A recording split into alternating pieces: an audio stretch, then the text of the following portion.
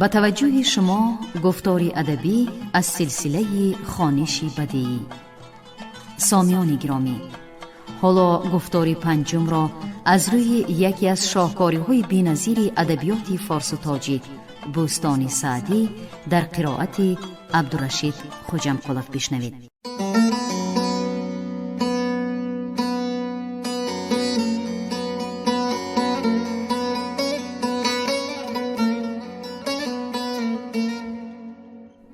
در اقصای عالم بگشتم بسی، بسر بردم ایام با هر کسی. طمع تو به هر گوشه یافتم، ز هر خرمنی خوشه یافتم. ادامه باب اول در عدل و تدبیر و رای. یکی عدل تا نام نیکو برد، یکی ظلم تا مال گرد آورد. یکی عاطفت سیرتی خویش کرد، درم داد و تیمار درویش خورد. بنا کرد و نام داد و لشکر نباخت، شب از بهر درویش شبخانه ساخت. اگر خوش بخسبد ملیک بر سریر، نپندارم آسوده خسبد فقیر. وگر زنده دارد شبی دیر باز، بخسبند مردم به آرام و ناز. بحمدالله این سیرت و راه راست، اتابک ابوبکر بن سعد راست. کس از فتنه در پارس دیگر نشان، نبیند مگر قامتی مهوشان. یکی 5 بیتم خوش آمد به گوش، که در مجلسی می سرودند دوش. مرا راحت از زندگی دوش بود، که آن ماه رویم در آغوش بود. مرو را چو دیدم سر از خواب مست، بدو گفتم ای سرو پیشی تو پست. دم نرگس از خواب نوشین بشوی، چو گلبن بخند و چو بلبل بگوی.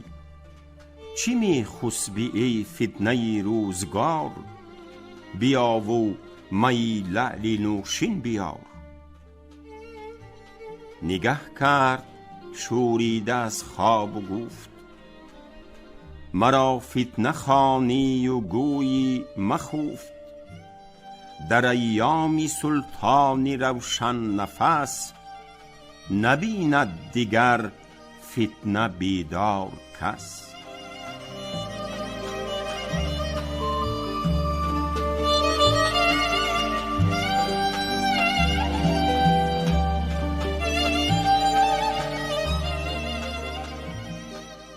در اخبار شاهان پیشینه هست، که چون تکله بر تخت زنگی نشست. به دورانش از کس نیازرد کس، سبق برد اگر خود همین بود و بس. چونین گفت یک ره به صاحب دلی، که عمرم به سر رفت بی حاصلی. بخواهم به کنجی عبادت نشست، که دریابم این 5 روزی که هست. چو می بگذرد جاه و ملک و سریر، نبرد از جهان دولت الا فقیر.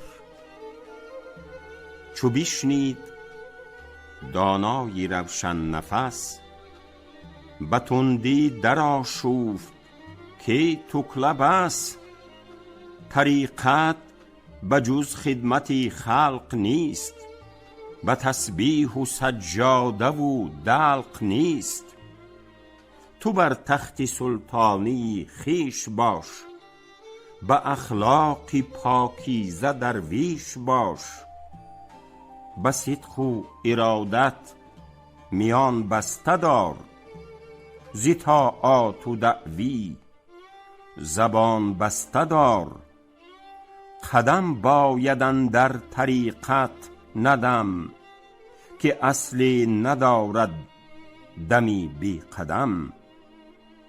بزرگان که نقدی صفا داشتند، چونین خرقه زیری قبا داشتند.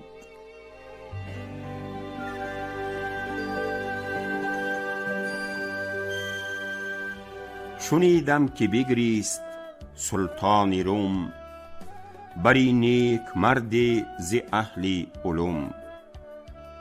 که پایانم از دست دشمن نماند، جز این قلعه و شهر از من نماند. بسی جهد کردم که فرزندی من، پس از من بود سروری انجمن.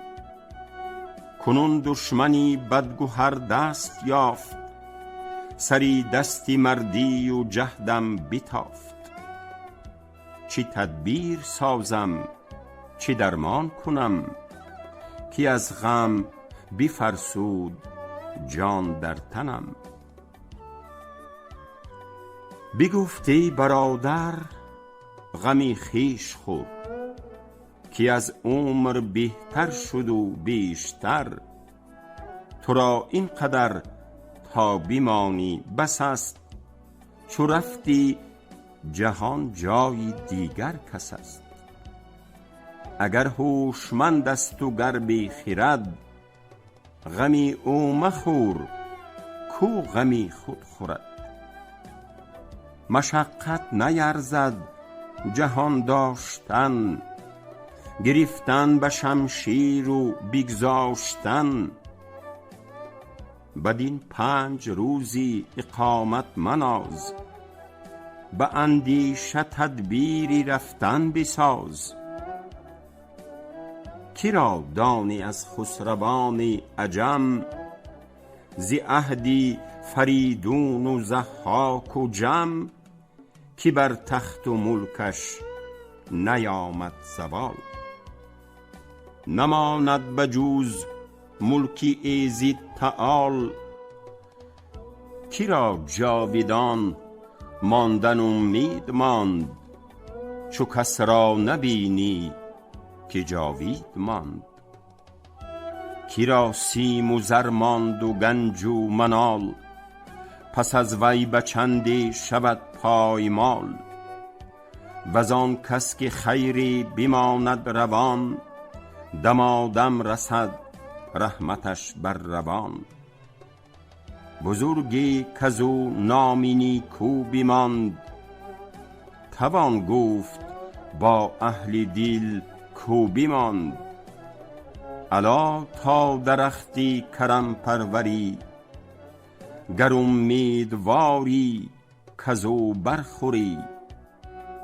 کرم کن که فردا که دیوان نهند، منازل به مقدار احسان دهند.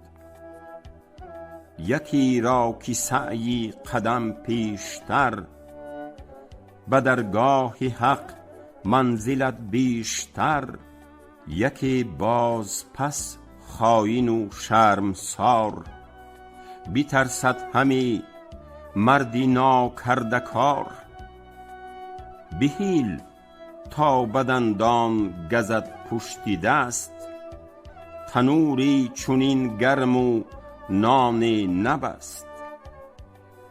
بدانی گهی غله برداشتن، که سستی بود تخم ناکاشت.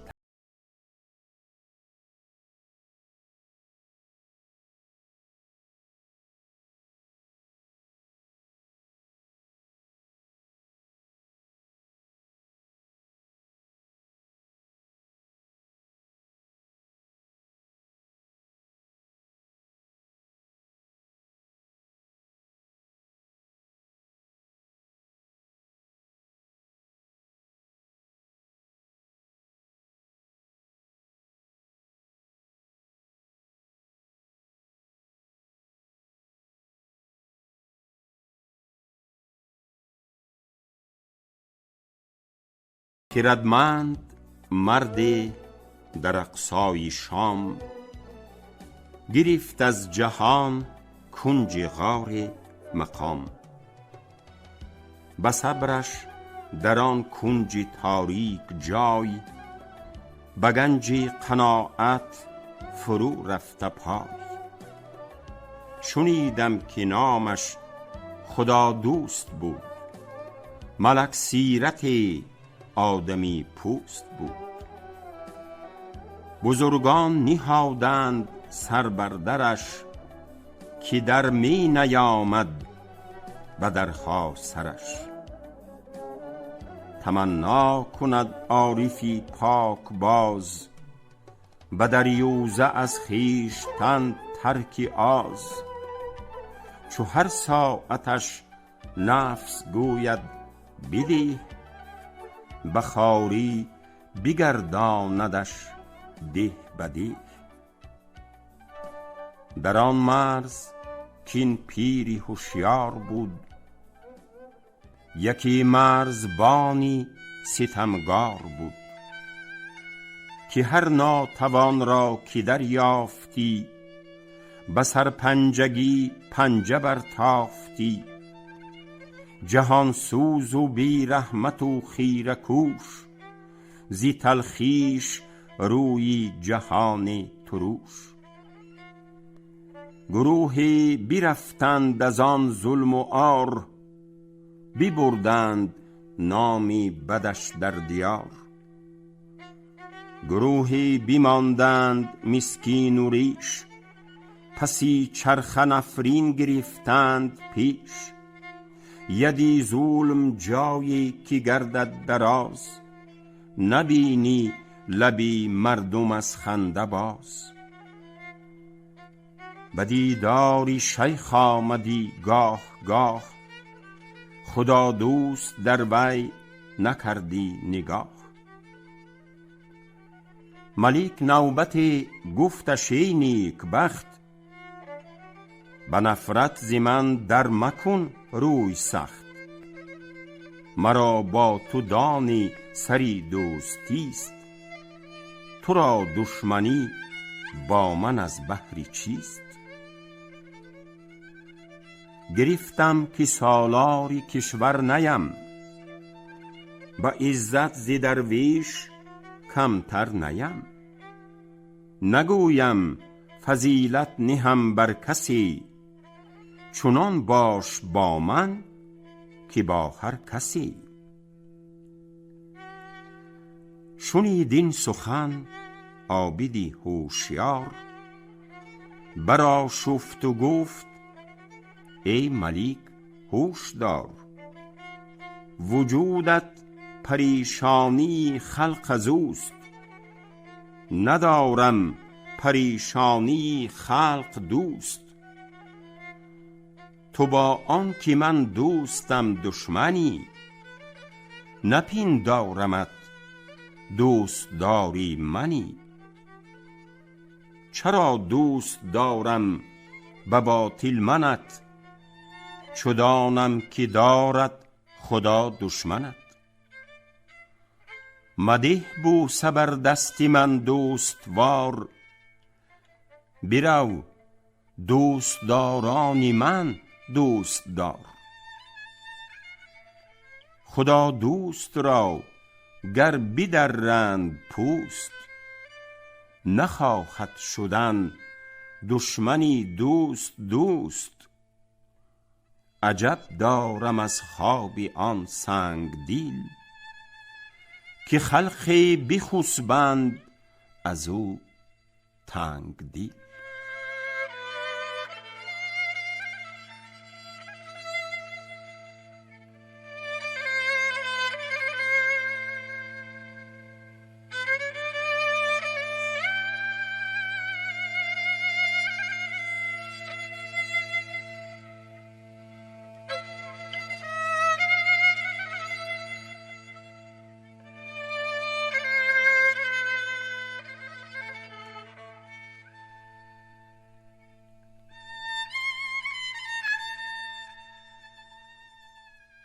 میها زورمندی مکن با کیهان، که بر یک نمط می نماند جهان.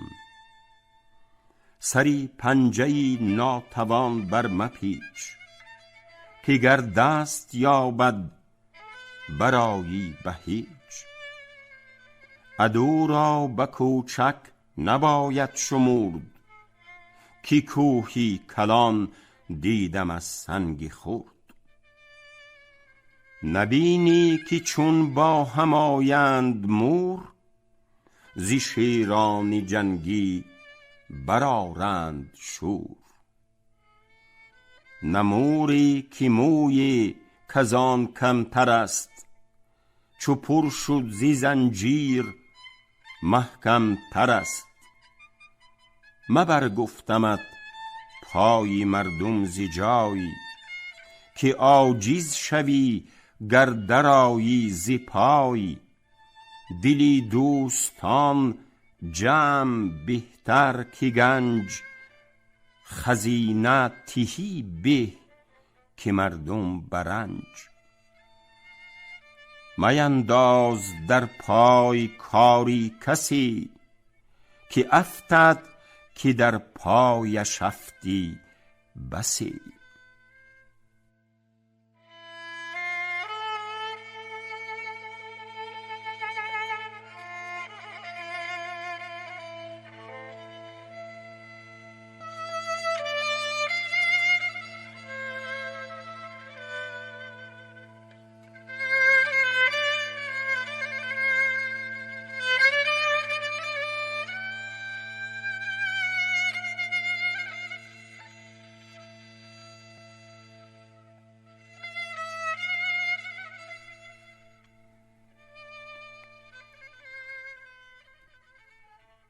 تحمل کنی ناتوان از قوی، که روز تواناتر از وی شوی.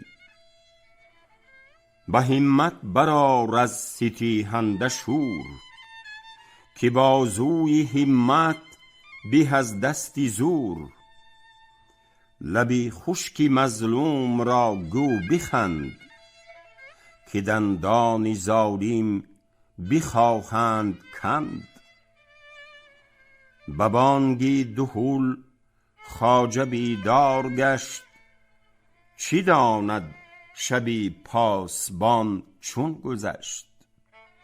خورد کاروانی غمی باری خویش، نسوزد دلش بر خری پشت ریش. گرفتم کز افتادگان نیستی، چو افتاده بینی چرا زیستی. بر اینت بگویم یکی سرگذشت، که سستی بود زین سخن درگذشت.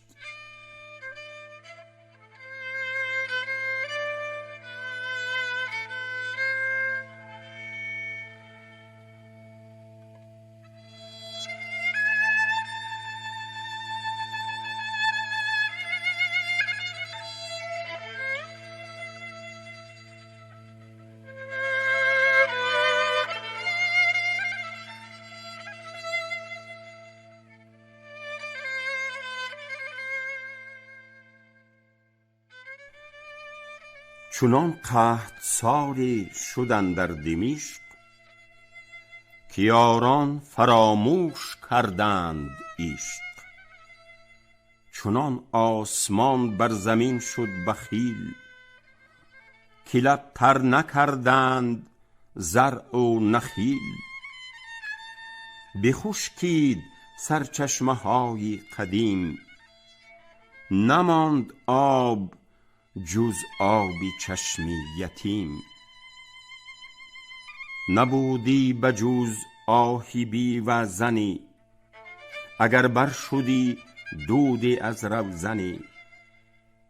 چو درویش بی برگ دیدم درخت، قوی بازوان سست و درمانده سخت.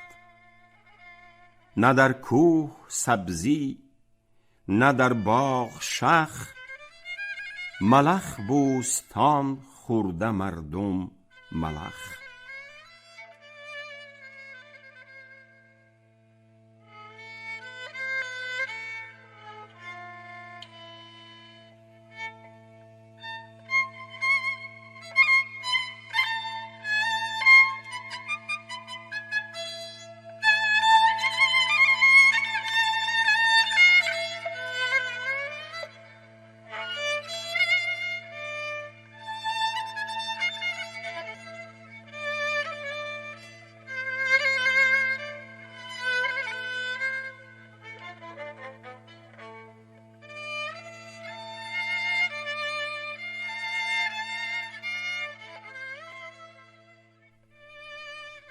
در آن حال پیش آمدم دوستی، از او مانده بر استخوان پوستی. وگرچه به مکنت قوی حال بود، خداوندی جاه و زر و مال بود. بدو گفتم ای یاری پاکیزه خوی، چی در ماندگی پیشت آمد بگوی. بیتندید بر من که عقلت کجاست، چو دانی و پرسی سؤالت خطاست. نبینی که سختی به غایت رسید، مشقت به حد نهایت رسید. نه باران همی آید از آسمان، نه بر می رود دودی فریاد خوان.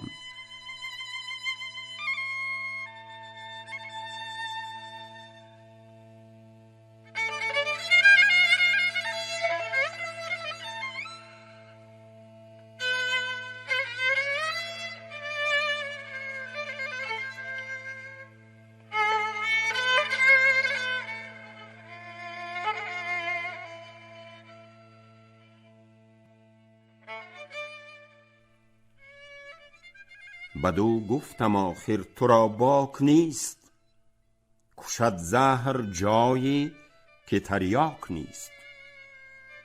گر از نیستی دیگری شد هلاک، تو را هست بط را چی طوفان زیباک. نگه کرد رنجیده در من فقیه، نگه کردنی عالم در سفیه. که مرد چی بر ساحل است ای رفیق، نیاساید او دوستانش غریق. من از بینوایی نیم روی زرد، غمی بینوایان رخم زرد کرد. نخواهد که بیند خردمند ریش، نه بر عضو مردم نه بر عضو خویش. یکی اول از تندرستان منم، چو ریشی ببینم بلرزد تنم. منغص بود عیش آن تندرست، که باشد به پهلوی بیماری سوست. چو بیند که درویشی مسکین نخورد، به کام اندرم لقمه زهر است و درد. یکی را به زندان درش دوستان، کجا ماندش عیش در بوستان.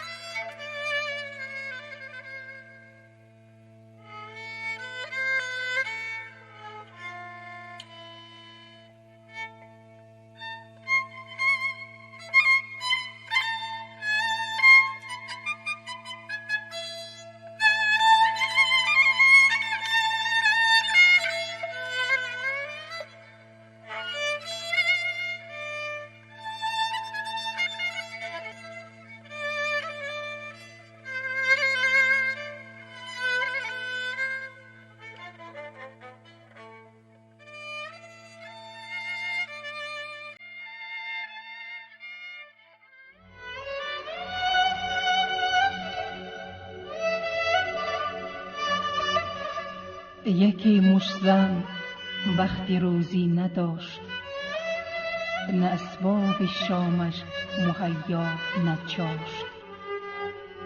ز جوری شکم گل کشیدی به پشت، که روزی محال است خوردن به مشت. شب دود خلق آتشی برفروخت، شنیدم که بغداد نیمه بسوخت. یکی شکر گفتن در آن خاک و دود، که دکان ما را گزنده نبود. جهان دیده گفت ای بوالهوس، تو را خود غمی خویشتن بود و بس. پسندی که شهری بسوزد به نار، اگرچه سرایت بود بر کنار. بجز سنگ دیل که کرد میده تنگ، چو بیند کسان بر شکم بسته سنگ. توانگر خودان لقمه چون می خورد، چو بیند که درویش خون می خورد. مگو تندرست است رنجور دار، که می پیچد از غصه رنجوروار. سبک پی چو یاران به منزل رسند، نخسبند که واماندگان از پسند. دلی پادشاهان شود بارکش، چو بینند در گل خری خارکش. اگر در سرای سعادت کس است، ز گفتار سعدیش حرفی بس است. همینت بسنده است اگر بشنوی، که گر خار کاری سمن ندروی.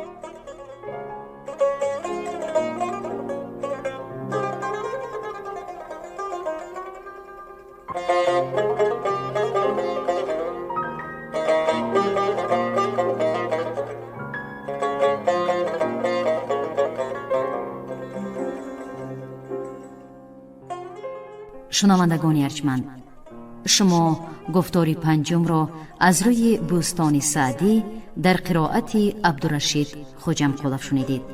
کارگردان برنامه شیرعلی نفضلی. پایان گفتار ادبی از سلسله خوانش بدیعی.